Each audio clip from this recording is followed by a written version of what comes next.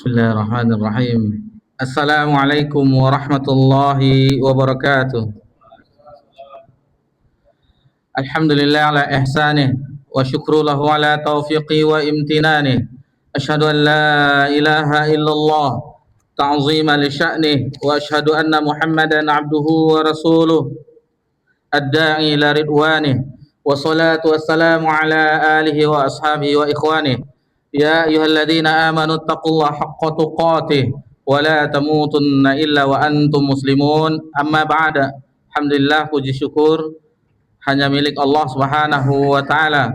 Allah Subhanahu wa taala senantiasa mencurahkan nikmat kepada seluruh makhluknya dan itu tidak pernah terhenti walaupun hanya sekejap mata. Salawat beriringkan salam kepada Nabi kita tercinta Nabi Muhammad sallallahu alaihi wasallam.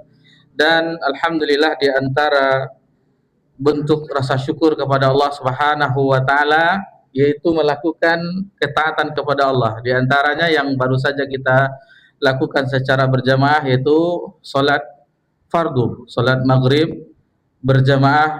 Ini salah satu bentuk rasa syukur kita kepada Allah Subhanahu wa taala. Bayangkan Allah Subhanahu wa taala memberikan nikmat, terkadang kita tidak memintanya. Di antaranya apa? Yang senantiasa kita hirup setiap saat, udara. Apakah ada di antara kita, bapak-bapak, ibu-ibu, yang meminta dalam doanya agar diberikan udara, oksigen? Tidak ada. Kecuali kalau sudah dirawat ya, butuh oksigen, tabung oksigen. Tidak pernah kita minta dalam doa, makan, minum, Allah tetap berikan. Bahkan hatta terhadap orang kafir pun untuk kelangsungan hidup Allah berikan. Itulah kasih sayang Allah Subhanahu wa taala.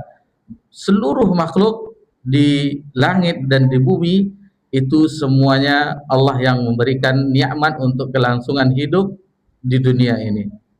Dan ibadah salat yang tadi kita lakukan sebagaimana kita sebutkan tadi itu bentuk syukur.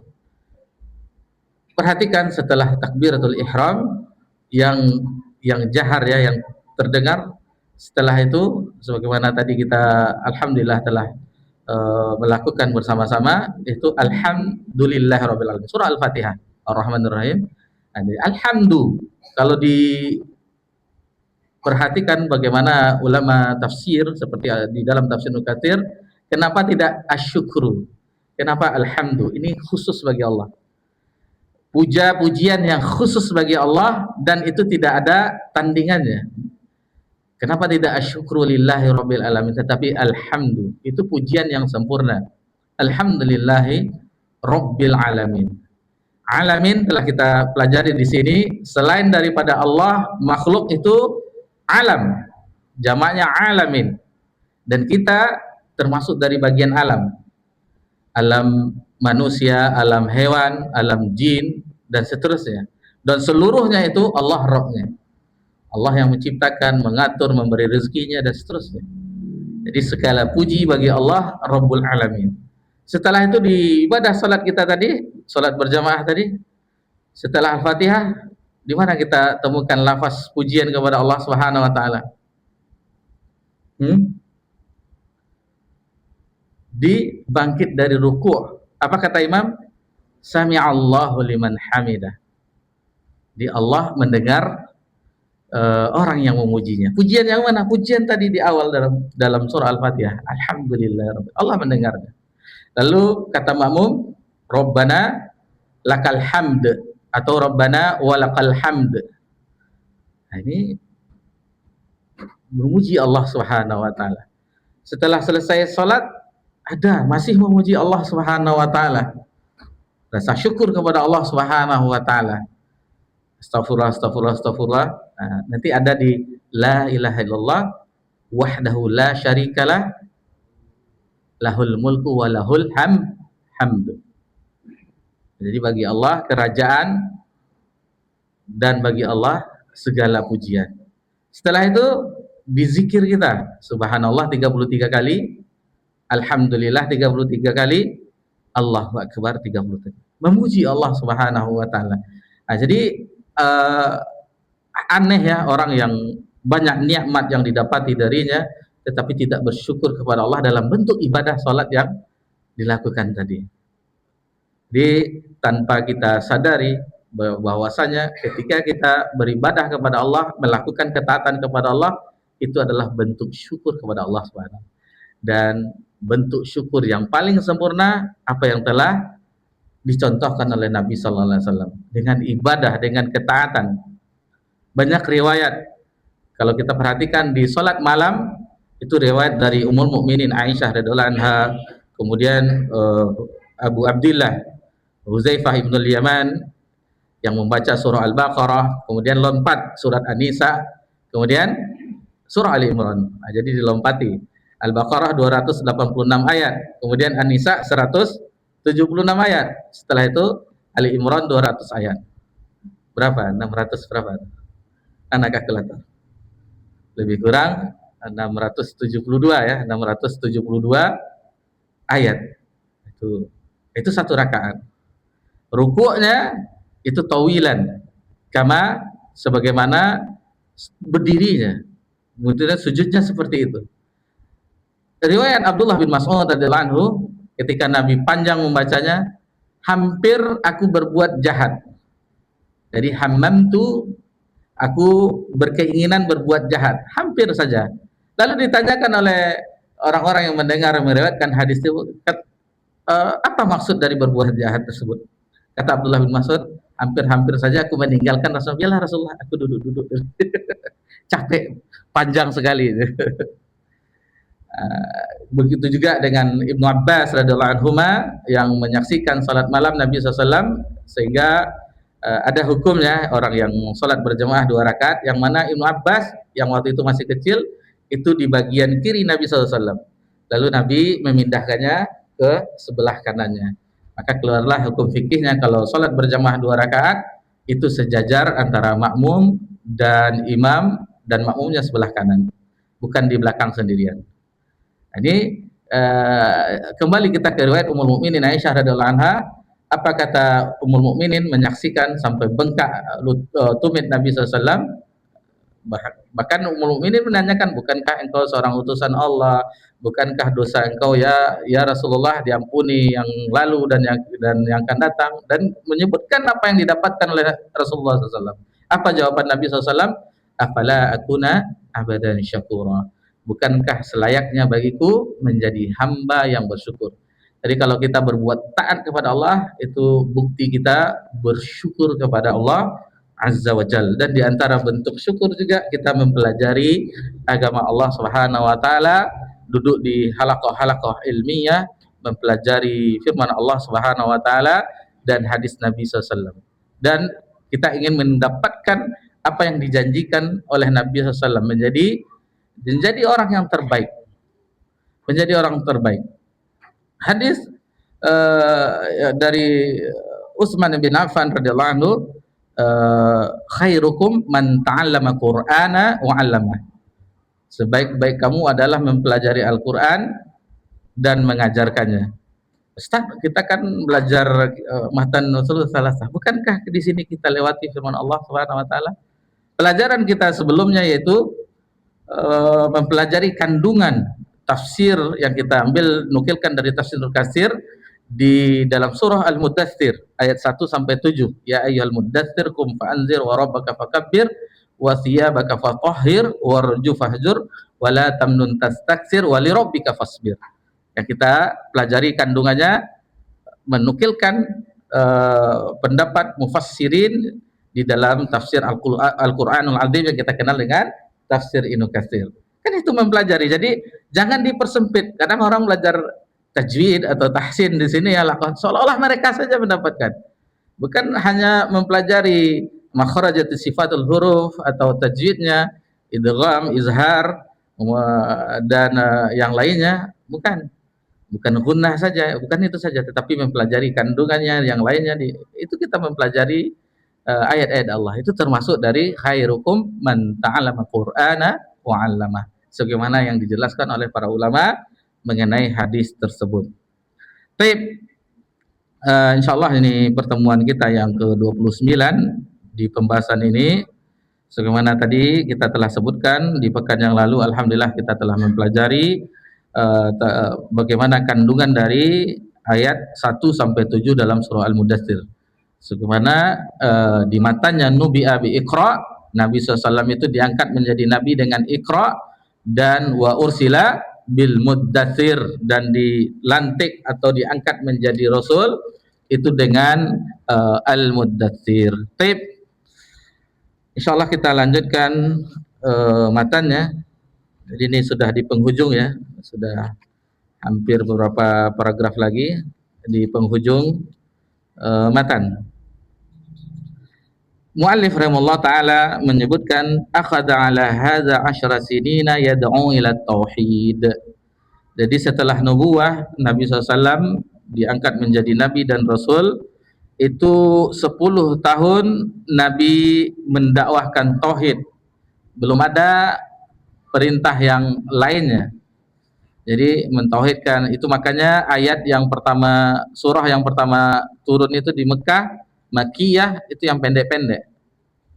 Rata-rata tuh di juz amma itu semuanya di Mekah, tentang mengesahkan Allah Subhanahu wa taala, tentang pokok-pokok keimanan.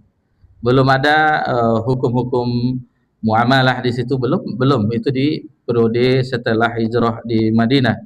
Apakah hanya 10 tahun saja Nabi mendakwakan tauhid? Tidak, sampai akhir hayat Nabi SAW. Kalau kita kembali ke sirah nabawiyah, sampai beliau sakit tetap mendakwahkan tauhid, yaitu semoga Allah melaknat orang-orang Yahudi yang menjadikan kubur-kubur Nabi mereka sebagai tempat ibadah. Jadi Nabi tidak mau kuburnya untuk dijadikan tempat ibadah. Lalu kata muallif rahimahullah taala, wa ba'dal asyri urija bihi ilas sama. Dan 3 tahun berikutnya setelah 10 tahun itu, wa ba'dal asri, setelah 10 tahun, urija bihi ilas sama. Jadi di tahun yang 10 nubuah, Nabi itu diangkat, urija, dimi'rajkan ilas sama, ke langit. Ini kalau belajar apa ya, aina Allah, ini salah satu dalilnya, peristiwa Isra dan Mi'raj. Jadi bukan ila kemana-mana, bukan kemana-mana ya, fi ilas sama, ke langit. Wa furidat alaihi salatul khams, dan difardukan atasnya salat 5 waktu.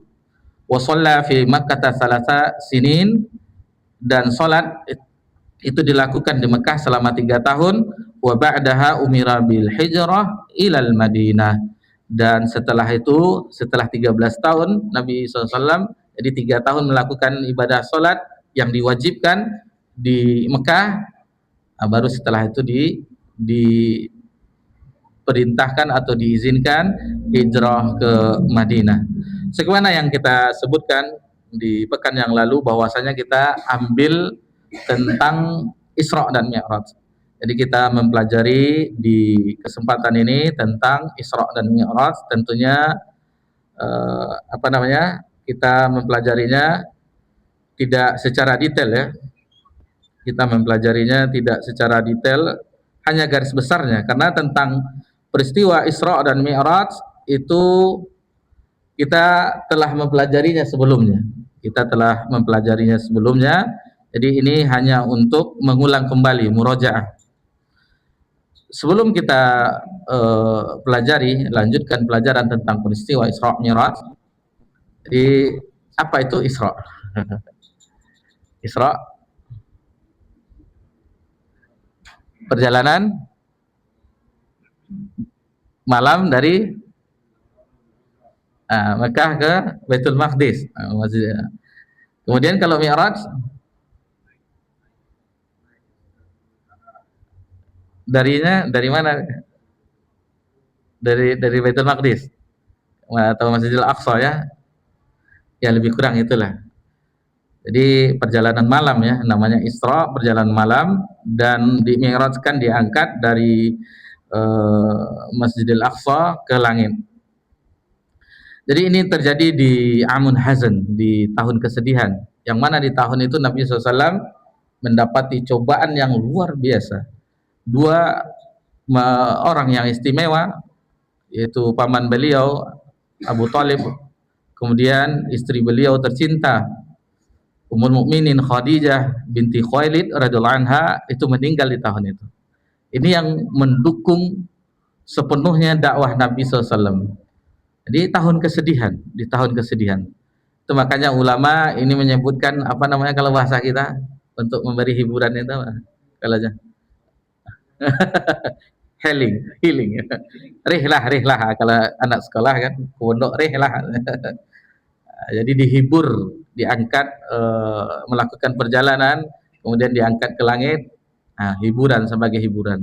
Kita mengetahui kalau di Sirah Nabawiyah bagaimana Nabi SAW lebih keras setelah keduanya ini wafat, terutama Abu Talib ya, Abu Talib, karena itu telah berazam untuk melindungi ponakannya ini. Tidak boleh tersentuh saja bulu Nabi, itu tidak diizinkan oleh Abu Talib, memang dilindungi sepenuhnya. Jadi karena figur seorang Abu Talib, tidak berani kafir Quraisy untuk berbuat semena-mena terhadap Nabi Sallallahu Alaihi Wasallam.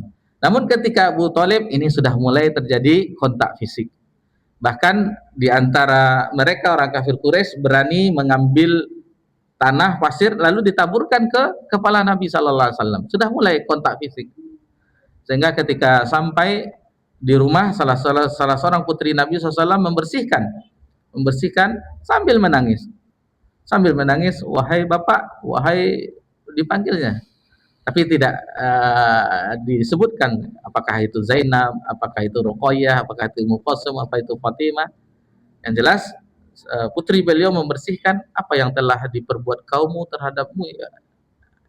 Apa yang telah diperbuat kaum engkau terhadap engkau ya bapak, sambil membersihkan debu-debu tadi. Ini sudah mulai, dan ini lebih ekstrim lagi, sudah diejek dan ini segala macamnya, sehingga Nabi SAW ini tak bisa lagi dakwah di Mekah, sehingga berinisiatif Nabi SAW untuk berdakwah di luar Mekah, itu yang terdekat dari situ Taif, yang ditemani oleh Zaid bin Harithah. Sebagaimana kita ketahui juga ditolak ya secara ringkasnya, dan bahkan Nabi dikejar-kejar, diolok-olok sampai berdarah Nabi Sallallahu Alaihi Wasallam. Taib.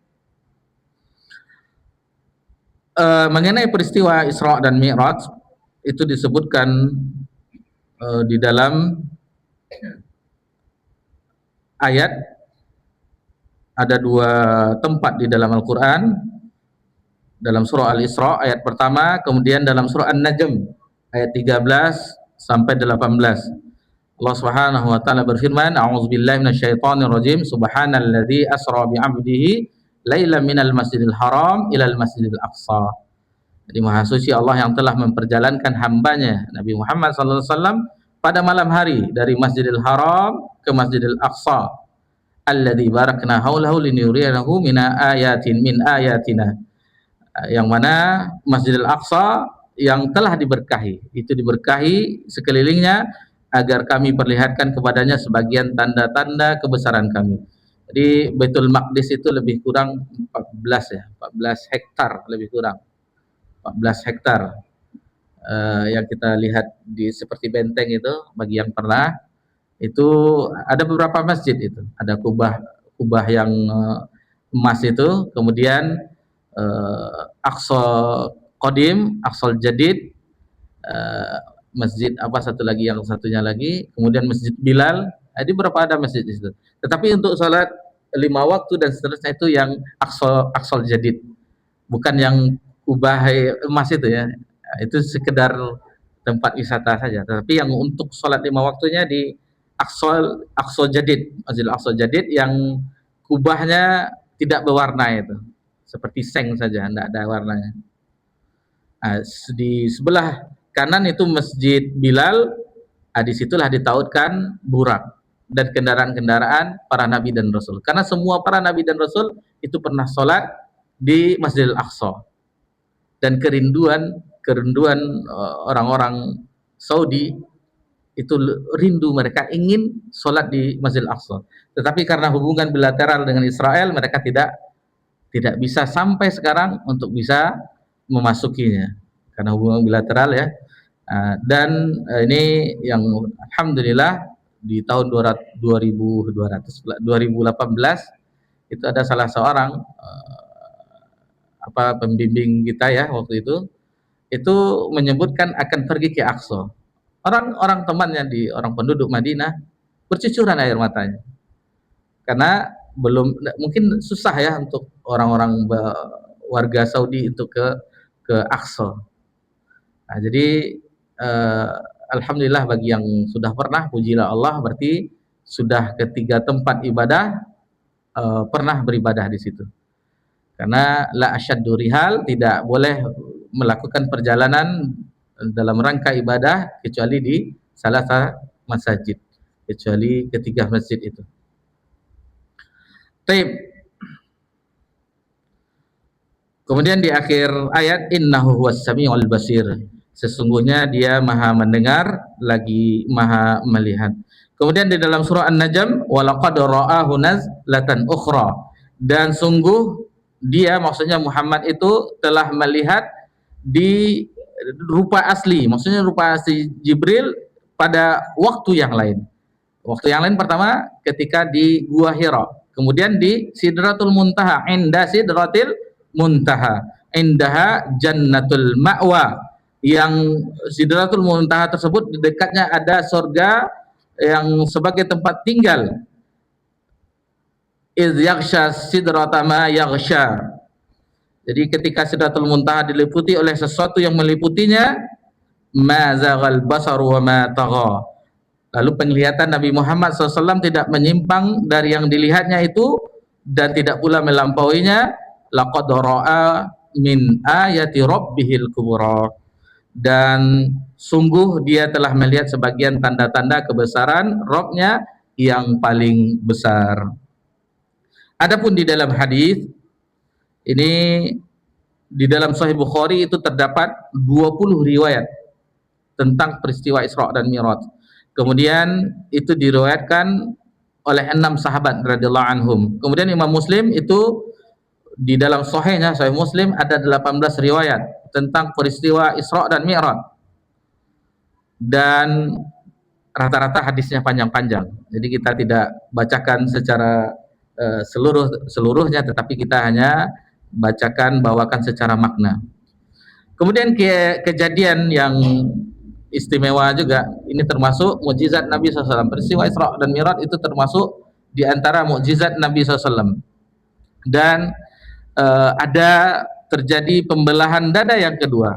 Yang pertama ketika Nabi masih kecil, ketika Nabi disusui oleh Halimatus Sa'diyah di kaum Sa'diyah, itu Nabi masih kanak-kanak, dibelah dada Nabi SAW, dibelah dada Nabi Sallallahu Alaihi Wasallam.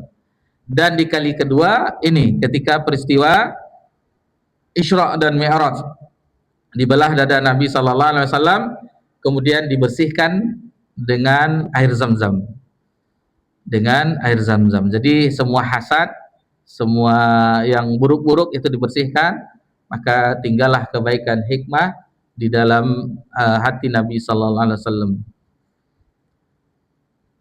Adapun peristiwa Isra, hadis dari Anas bin Malik Abu Hamzah, semoga Allah meridhoinya, Rasulullah SAW bersabda, utitu bil buraq.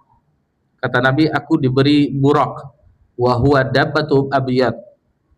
Jadi buraq itu seekor hewan putih, tawilun fawqal himar wa dunal baghl. Jadi dia itu lebih besar dari himar dan lebih kecil dari keledai. Jadi himar itu peranakan dari kuda dan keledai. Himar namanya, kawin silang. Bada'u hafirahu inda muntaha torfih. Aku mengendarainya, kata Nabi Sallallahu Alaihi Wasallam, itu farukibatu hatta ataitu Baitul Maqdis, sampai aku sampai ke Baitul Maqdis. Lalu Nabi bersabda, farabat tuhu bil halqah allati yarbitu bil anbiya. Ini kejadian ketika Nabi memasukinya. Jadi ditambatkan, di mana Nabi menambatkan tadi ya, sebagaimana kita sebutkan, ketika Nabi masuk ke Baitul Maqdis, beliau sholat 2 rakaat. Beliau sholat 2 rakaat. Setelah itu, bahkan di riwayat yang lain, Nabi SAW menjadi imam para nabi. Ini bagaimananya itu kita wajib mengimani, karena Nabi yang mengabarkan. Apakah semuanya dibangkitkan kembali para nabi dan rasul itu, dan Nabi yang memimpin, yang menjadi imamnya. Karena Nabi adalah Sayyidul Mursalin, pemimpin para nabi. Jadi Nabi SAW setelah keluar melakukan sholat 2 rakaat, itu malaikat Jibril menghampirinya, lalu diberikan tawaran khamar, ada wadah khamar dan ada wadah susu. Jadi wa ina'in min laban, kemudian wal khamar wa ina min laban fa akhrajul laban faqal Jibril. Jadi Nabi ketika itu memilih bejana yang berisi susu dan meminumnya. Faqala Jibril, maka Jibril berkata kepadanya, akhtartal fitrah tsumma araja bina ila sama. Engkau telah memilih sesuai dengan fitrah, lalu setelah itu membawa ke langit. Kemudian ketika Nabi melakukan perjalanan dari Baitul Maqdis atau Masjidil Aqsa ke langit sampai ke Sidratul Muntaha, itu namanya Mi'raj, yang sebagaimana tadi di awal telah disinggung. Jadi di setiap langit itu ada poskonya ya, ada posko, tidak sembarangan bisa masuk. Ada posko, diketuk dulu. Setelah Jibril mengucapkan salam, lalu dikatakan siapa yang bersamamu, disebutkan Muhammad. Apakah dia telah diutus? Sudah. Jadi bukan sembarangan mendapatkan izin. Ada izinnya, baru bisa. Di langit yang pertama, Nabi SAW berjumpa dengan Nabi Adam alaihissalam. Ini kita ringkas saja ya. Kemudian di langit yang kedua berjumpa dengan Nabi Isa alaihissalam dan Nabi Yahya alaihissalam. Di langit ketiga, kalau di riwayat yang lengkapnya itu mengucapkan salam. Mengucapkan salam para nabi kepada Nabi Muhammad SAW. Kemudian di langit yang ketiga itu berjumpa dengan Nabi Yusuf alaihissalam. Di langit keempat dengan Nabi Idris alaihissalam. Kemudian di langit yang kelima berjumpa dengan Nabi Harun alaihissalam. Di langit keenam dengan Nabi Musa alaihissalam. Dan di langit ketujuh berjumpa dengan Nabi Ibrahim alaihissalam, yang ketika itu sedang bersandar di Baitul Ma'mur. Baitul Ma'mur adalah tempat ibadahnya penduduk langit, itu para malaikat. Dan itu sangat banyak ya, malaikat itu jumlahnya sangat banyak. Disebutkan oleh Nabi SAW, itu malaikat itu masuk ke Baitul Ma'mur 70.000 banyaknya. Dan ketika keluar itu tidak kembali sampai hari kiamat. 70.000 keluar, 70.000 keluar, kembali sampai hari kiamat. Kemudian Rasulullah SAW melanjutkan perjalanan sampai ke langit yang tertinggi Sidratul Muntaha. Di sinilah Allah Azza wa Jal, di sinilah Nabi SAW diwajibkan oleh Allah Azza wa Jal untuk melakukan salat berapa? 50 kali sehari semalam. Jadi kalau waktu kita berapa? 24 jam ya.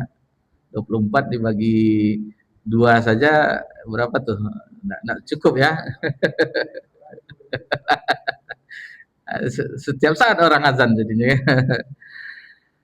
Namun ketika Nabi SAW telah diwajibkan, ini khilaf ya, kalau di Sahih Muslim berbeda para sahabat, dari generasi sahabat, apakah Nabi melihat Allah apa tidak. Pendapat yang kuat sebagaimana dijelaskan oleh sebagian ulama, ini sahabat yang mengatakan, ada yang mengatakan Nabi melihat Allah, tetapi ada yang mengatakan tidak. Karena ketika di dunia tidak ada yang sanggup melihat Allah Subhanahu wa taala. Sebagaimana Nabi Musa ingin melihat Allah, pingsan Nabi Musa. Lantarani, engkau tidak akan sanggup melihatku.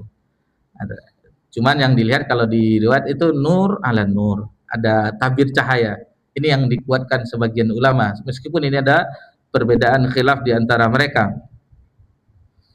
Lalu Nabi turun berjumpa di langit yang keenam dengan Nabi Musa. Apa yang telah diwajibkan oleh Rabbmu? Lalu Nabi mengatakan tentang difardukannya 50 waktu ya, 50 kali sehari semalam ibadah salat.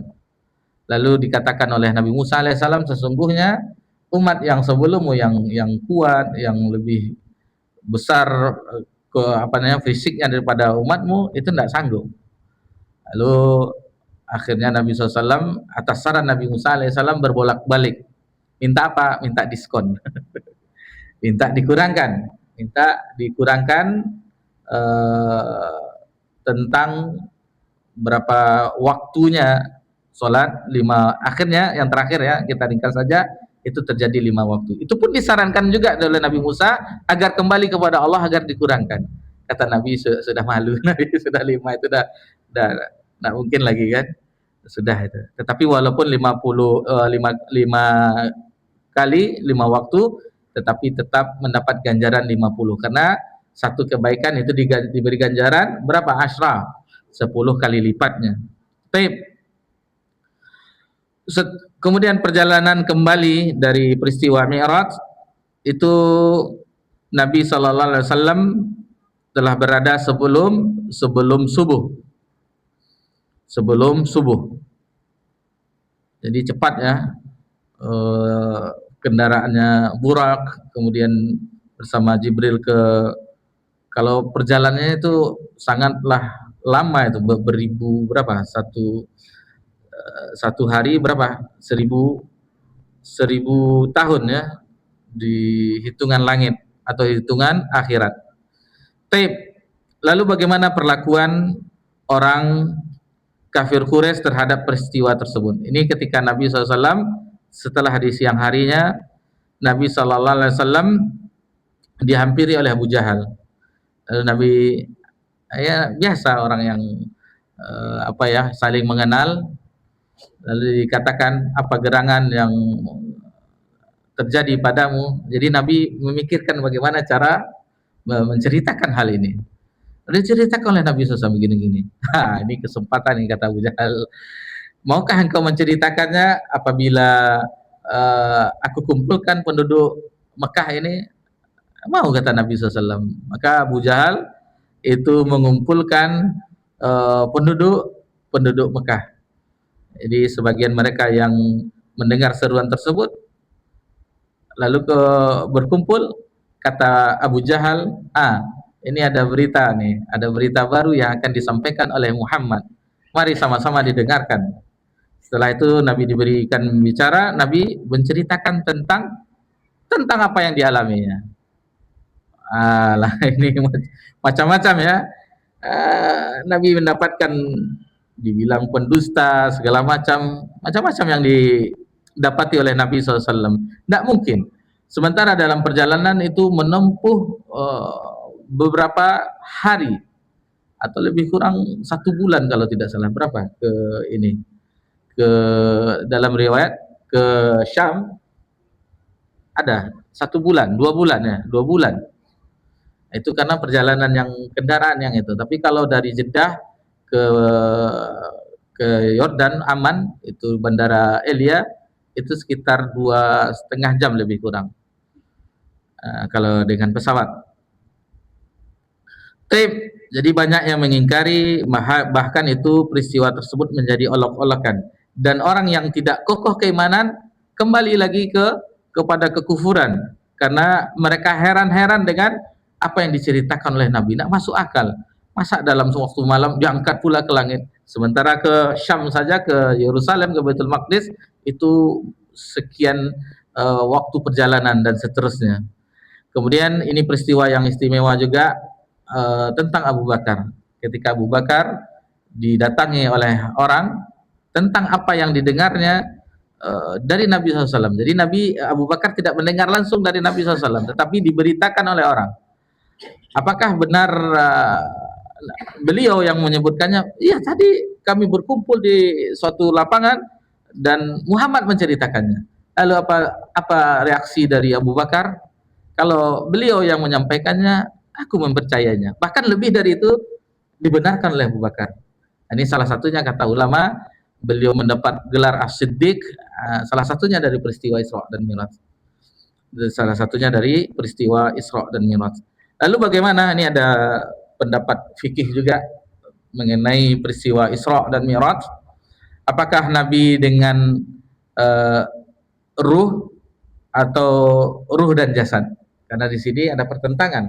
Ada yang mengatakan dengan mimpi. Nabi itu tidak dengan jasadnya, tapi mimpi. Namun pendapat yang kuat itu adalah ruh dan jasad. Sebagaimana disebutkan tadi ayat subhanalladzi asra bi abdihi. Abdihi, hamba, kan di situ memperjalankan hambanya. Kata-kata hamba itu gabungan dari ruh dan jasad. Ruh dan jasad. Jadi seorang hamba adalah gabungan dari, kalau tidak ada ruhnya berarti bukan jasad tapi mayat. Nah, kalau ada gabungan antara ruh dan jasad, itu berarti seorang hamba. Ada beberapa pelajaran dari peristiwa Isra Mi'raj yang bisa kita ambil, bahwasanya pendapat tentang Isra dan Mi'raj itu ditetapkan di dalam Al-Qur'an dari 2 ayat dalam surah Al-Isra dan surah An-Najm ya. Kemudian banyak riwayat yang menjelaskan tentang kejadian ini di hadis-hadis Nabi SAW, dan ini adalah salah satu mukjizat Nabi Muhammad SAW. Kemudian yang kedua, peristiwa ini terjadi setelah Nabi SAW ditinggal oleh orang yang dicintainya, 2 orang yang dicintainya, yaitu Abu Thalib dan istri beliau Khadijah binti Khuwailid radhiyallahu anha. Jadi tahun kesedihan ya, amun hazan. Jadi Nabi SAW, salah satu kata ulama, ini hiburan, dihibur Nabi SAW dengan peristiwa Isra dan Mi'raj. Kemudian penyebutan di sini minal Masjidil Haram ilal Masjidil Aqsa. Dari sini kata ulama itu keutamaan, disebutkan dahulu Masjidil Haram, keutamaan Masjidil Haram dibandingkan Masjidil Aqsa. Karena kalau di hadis disebutkan salat di Masjidil Haram itu kelipatannya berapa? 100.000 kali pahalanya ya. Kemudian di Masjid Nabawi itu 1000 kali, adapun di Masjidil Aqsa, Baitul Maqdis itu 500. Ada sebagian riwayat mengatakan 250. Kemudian pelajaran berikutnya tentang apa yang dipilih oleh Nabi sallallahu alaihi wasallam antara khamar dan susu. Nabi memilih yang baik ya. Nabi memilih susu. Seandainya Nabi memilih khamar, kata riwayat yang menjelaskan, itu umatnya akan kacau balau. Tetapi Nabi memilih fitrah, sesuai dengan fitrah. Kemudian selanjutnya, bahwasanya Nabi SAW itu membawa risalah yang terakhir ya, itu disetujui oleh para nabi dan rasul semuanya yang telah dijumpai oleh Nabi SAW, baik itu ketika Nabi mengimami mereka sholat di Baitul Maqdis dan ketika menjumpai mereka di langit. Pertama berjumpa dengan Nabi Adam, yang kedua dengan Nabi Isa dan Nabi Harun, Nabi Yusuf, kemudian seterusnya yang keenam Nabi Musa alaihissalam dan Nabi Ibrahim alaihissalam. Kemudian di antara pelajaran yang bisa kita ambil dari peristiwa Isra dan Mi'raj, bahwasanya ini di antara tanda-tanda kekuasaan Allah Subhanahu wa taala. Allah Maha Besar yang itu bisa membungkam orang-orang kufar. Bayangkan Allah Subhanahu wa taala menjadikan peristiwa tersebut dan Nabi ceritakan.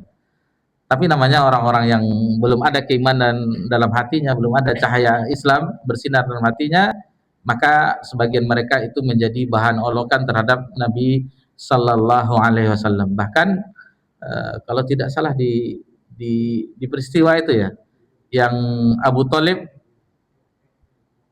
celaka engkau Muhammad, apakah dengan ini engkau kumpulkan kami? Maka turunlah surah Al-Lahab ya, tabbat yada Abil Lahabi wa tabb. Kemudian ini dia tentang keistimewaan ibadah salat. Seluruh ibadah itu diwajibkan, perintahnya Jibril yang membawa dari sisi Rabbul Alamin kepada Nabi SAW di bumi. Sementara untuk ibadah salat, Nabi diangkat ke langit untuk menerima perintahnya. Ini keistimewaan ibadah salat, maka jagalah ibadah ini. Jagalah ibadah ini. Dan semua bagaimana Nabi SAW tentang khawatirnya di sakit yang keras menjelang ajalnya, di dalam Sahih Bukhari itu disebutkan Nabi sampai pingsan, demam panas, salatan nas, apakah manusia sudah salat? Nabi tetap menanyakan tentang salat. Tentang salat, apakah manusia sudah salat? Sampai Nabi itu disiram dengan air agar siuman, agar Nabi sadar karena saking tingginya panas, demam panas Nabi SAW. Nabi masih perhatian tentang salat, dan bagaimana bergembiranya Nabi ketika Nabi melihat para sahabat bersaf-saf yang diimami oleh Abu Bakar As-Siddiq. Nabi melihat dari jendelanya sambil melihat, sebagian sahabat sampai terfitnah melihat wajah Nabi SAW yang sudah nampak bercahaya, sampai terfitnah. Maksudnya melihat ke arah rumah Nabi SAW, dan Nabi bahagia Nabi melihat hal yang demikian.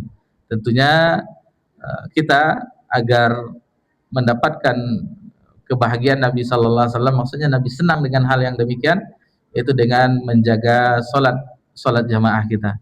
Selagi tidak safar atau sesuatu rukhsah, uzur syar'i yang menghalangi, maka jagalah salat berjamaah ini. Jagalah salat berjamaah ini, sebagaimana tadi di muqaddimah bahwasanya salat berjamaah yang kita lakukan 5 kali sehari semalam adalah bentuk rasa syukur kita kepada Allah Subhanahu wa taala. Demikian yang bisa kita pelajari karena waktu yang membatasi, dan alhamdulillah kita telah menyelesaikan pembahasan tentang Isra dan Mi'raj. Adapun yang selanjutnya insyaallah di pekan yang akan datang tentang hijrah. Tentang hijrah, peristiwa hijrah, insyaallah akan kita pelajari bersama-sama di pekan yang akan datang. Mohon maaf jika ada kesalahan dalam penyampaian. Wa sallallahu alaihi wasallam wa baraka an'ama ala nabiyyina Muhammad sallallahu alaihi wasallam wa ala alihi washabbihi ajma'in walhamdulillahi rabbil alamin. Wassalamualaikum warahmatullahi wabarakatuh.